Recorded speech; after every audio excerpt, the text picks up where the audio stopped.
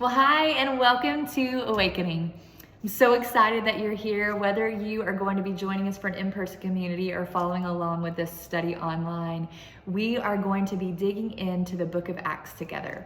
And it's my prayer that as we study the birth of the early church, as we look at the moment of Pentecost when the Holy Spirit is given to the early disciples and the way that that literally changed everything for them, it's my prayer that we are each awakened to the power of God for ourselves through the gift of the Holy Spirit, that we are reminded of the grace and the freedom that are available to us through that gift, and that we're awakened to the purpose and direction that He has for every single one of His followers.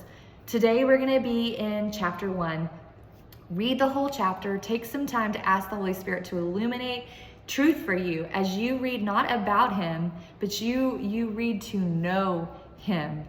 And I want to highlight just a few verses for you. This is just as Jesus is walking with His disciples for the 40 days after His death, burial, and resurrection, just before His ascension.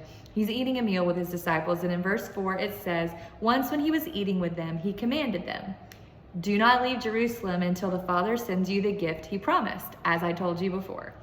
John baptized with water, but in just a few days you will be baptized with the Holy Spirit.' So when the apostles were with Jesus, they kept asking Him, 'Lord, has the time come for you to free Israel and restore our kingdom?'"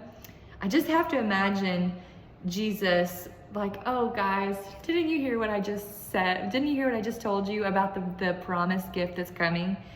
He replies, "The Father alone has the authority to set those dates and times, and they are not for you to know. But here's what is for you to know. You will receive power when the Holy Spirit comes upon you, and you will be my witnesses, telling people about me everywhere, in Jerusalem, throughout Judea, in Samaria, and to the ends of the earth." And just after that, He's taken up into the clouds. I can so relate to the disciples in this passage, and yet my heart longs to only know what is intended for me to know through the gift of the Holy Spirit.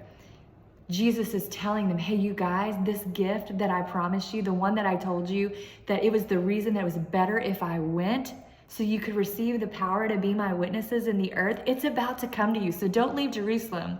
They're hearing about the promise from Jesus Himself, and yet they're still caught up with, "But wait, we thought you were coming to restore our kingdom and bring freedom to Israel." They're caught up in a timeline, and Jesus is like, "You guys, that's not for you to know. But here is what's for you to know. I'm going to give you power to restore my kingdom here on the earth as you receive the gift of the Holy Spirit." So here's my encouragement for us today. I don't know what timeline you keep asking the Lord about, what thing your heart has been longing for, or that you have been asking Him to show you. But here's the thing that I know. He might be saying to you, that timeline, that thing that you're wanting to know about, that's just for the Lord to know about. But here's what I do know. Today, right now, you can receive power from the Holy Spirit to fulfill the very purpose that He gave you as His follower, and that's to be His witness. His witness in the neighborhood that you live in. His witness at your workplace. His witness in your classroom. That's what we've been given the promise of. And that promise will far exceed any timeline that we're longing to know about here on the earth, the things that we feel like we need Him to do so that we can be His witnesses.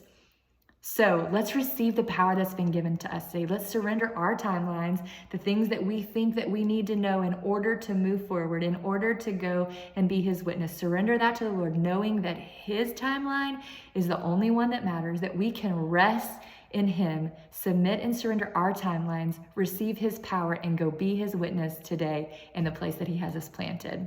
Have an amazing day, and we'll see you back tomorrow.